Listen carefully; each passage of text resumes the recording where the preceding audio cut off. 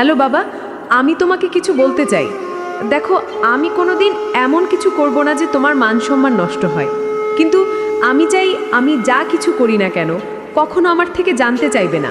আর আমি আজকে আমার একটা বান্ধবীর সাথে তার গ্রামের বাড়িতে যাচ্ছি, আর সামনের 1 মাস আমি সেখানে থাকব। আমি আর কি করব? তার এসব কথা কিছু বুঝতে পারছি না, সব কেমন মাথার উপর দিয়ে যাচ্ছে। তাই এত কিছু বোঝার চেষ্টা না করে আমিও তার পিছে পিছে হাঁটতে থাকলাম। হাঁটতে হাঁটতে একটা সময় সেই কাজী অফিসের ভিতরে পৌঁছলাম, আর দুইজনে দুইটা চেয়ার টেনে সেখানে বসে রূপাকে উদ্দেশ্য করে বললাম, কি ব্যাপার, কাজী অফিসে আসছেন? কারো বিয়ে হবে নাকি? বলতেই রূপা যা বলে তার জন্য যেন আরিফ একটুও প্রস্তুত ছিল না। রূপা বলে, হ্যাঁ আমার বিয়ে, তোমার আর আমার বিয়ে আজকে, এখন আমরা বিয়ে করব। না না, এভাবে আমি কিছু বলতে যাব তার আগে রূপা তার নরম হাত দিয়ে আমার মুখটা চেপে ধরে আর বলে, দেখো, আমি জানি তুমি এভাবে আমাকে বিয়ে করতে চাও না, তুমি চাও ধুমধাম করে আমাদের বিয়েটা হোক।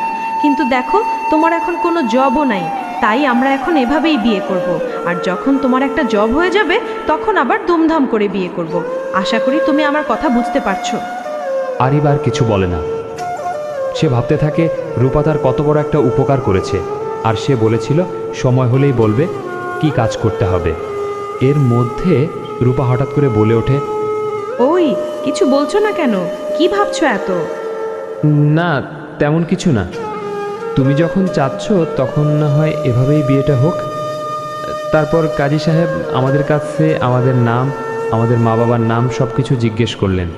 আমরা সব কিছুই বললাম, আর কাজী সাহেব রূপাকে উদ্দেশ্য করে বলল, কাবিন কত টাকা লিখব? তখন রূপা বলে, না না আঙ্কেল, আমাদের ভালোবাসা কখনোই টাকার কাছে বিক্রি হতে পারে না।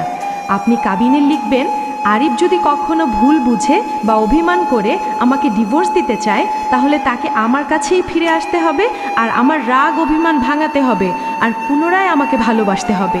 আমি রূপার কথা শুনে রীতিমতো অবাক হয়ে যাচ্ছি। এই মেয়েটা বলে কি? যাই হোক, আমি আর অত কিছু ভাবতে চাই না, তাই আর কিছু বললাম না।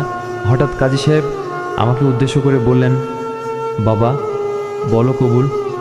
আমিও আর অত কিছু না ভেবে বলে দিলাম কবুল। তারপর কাজী সাহেব রূপাকে উদ্দেশ্য করে বললেন, মা তুমি কি রাজি আছো? রাজি থাকলে বলো কবুল। কবুল, কবুল, কবুল। কি মেয়ে রে বাবা, একটু যেন লজ্জা শরম নাই। আমি এসব কিছু ভাবতে ভাবতে কাজী সাহেব বললেন, আচ্ছা তাহলে সবাই মুনাজাত ধরো। আমিও আর এত কিছু না ভেবে মুনাজাত ধরলাম। তারপর আমাদের বিয়েটা সম্পন্ন হলো।